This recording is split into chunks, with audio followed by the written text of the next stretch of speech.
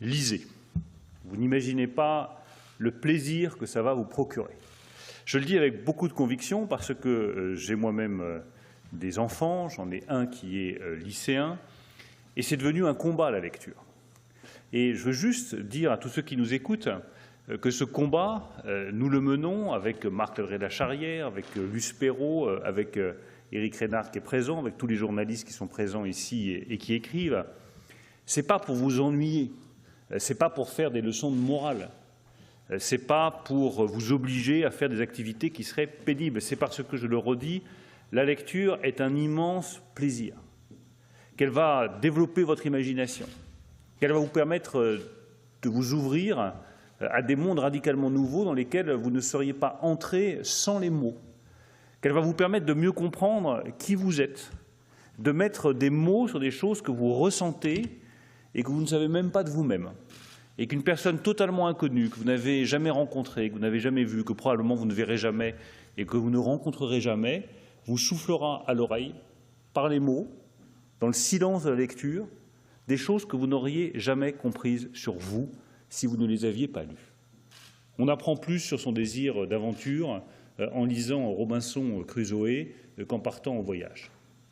On apprend plus sur le désir et la jalousie qui peut animer le désir et qui est souvent à la base du désir, en lisant Albertine retrouvée ou La prisonnière, qu'en faisant soi-même l'expérience. Et quand on souffre soi-même de jalousie parce qu'on aime quelqu'un qui ne vous aime pas ou qui est aimé par quelqu'un d'autre, eh bien, il suffit de lire Proust pour comprendre ce que c'est que ce sentiment, de mettre des mots dessus, et ces mots vont vous apaiser.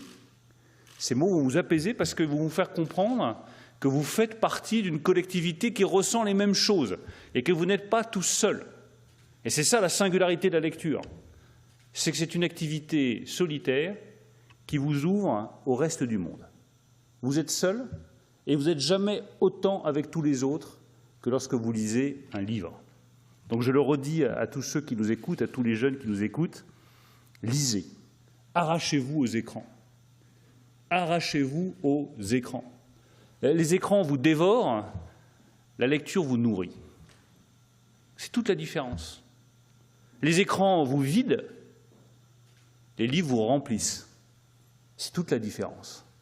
Alors évidemment que c'est un combat parce que l'écran, c'est la facilité, on est capté, l'attention est captée. Puis en plus, ils sont tellement bien organisés, ça fera le lien avec les GAFA, qui savent vous donner, exactement comme on le fait pour les rats, des petits stimuli nerveux, toutes les 5 secondes, toutes les 10 secondes, qui vous obligent à continuer à rester scotché à votre écran.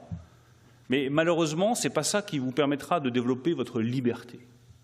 Et je termine par là parce que c'est aussi une conviction très forte chez moi. La littérature est une arme de liberté. Et les écrans, trop souvent, peuvent devenir, pas toujours, je ne parle pas des écrans de cinéma, je parle des écrans des géants du digital, peuvent devenir des instruments d'asservissement. Vous pouvez être asservi dans votre consommation, dans votre comportement, dans vos pratiques, dans vos gestes, par des écrans qui sont formatés pour orienter votre pensée. La littérature, elle vous donne de la liberté. Les mots vous donnent la liberté pour vous construire et être ce que vous êtes. Je le dis à toutes les lycéennes et tous les lycéens qui nous écoutent, vous êtes chacun unique. Chacun. Eh bien, la littérature vous permettra, et les livres vous permettront de découvrir à quel point vous êtes unique et à quel point vous ne ressemblez à personne d'autre. C'est ça ce qui fait l'humanité. Chaque personne est unique et c'est la littérature qui nous l'apprend.